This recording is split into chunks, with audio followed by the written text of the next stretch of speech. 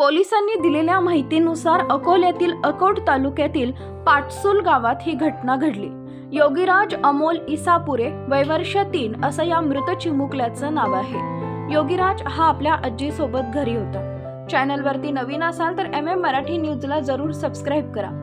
आजी तुरीचे दाणे काढत होत्या। योगीराज त्यांच्या जवळ गेला आणि त्याने आजीने काढून ठेवलेले तुरीचे दाणे तोंडात कोंबले। त्यातले एक दाणा त्याच्या नाकात म्हणजेच श्वासनलिकेत अडकला गेला, त्यामुळे त्याला श्वास घेण्यास त्रास होऊ लागला। त्याची तब्येत बिघडली। घरातले सर्वजण घाबरले आणि त्यांनी त्याला अकोटच्या रुग्णालयात नेले, परंतु वाटेतच त्याचा दुर्दैवी मृत्यू झाला। या घटनेमुळे संपूर्ण गावात हळहळ व्यक्त केली जाते। ही दुःखद घटना अकोल्यातील दहीहंडा पोलीस स्टेशन हद्दीत घडली आहे। योगीराज याच्या अचानक जाण्यामुळे कुटुंबियांवर दुःखाचा डोंगरच कोसळला। संपूर्ण गावातील लोक यावर शोक व्यक्त करत आहेत। वेळेवर रुग्णालयात पोहोचता न आल्याने या चिमुकल्याचा जीव गमवावा लागलाय। दरम्यान या घटनेनंतर अकोट तालुक्यातील पोलिसांनी गावात जाऊन जनजागृती केली। लहान मुलांकडे लक्ष ठेवण्याचं आवाहन त्यांनी केले।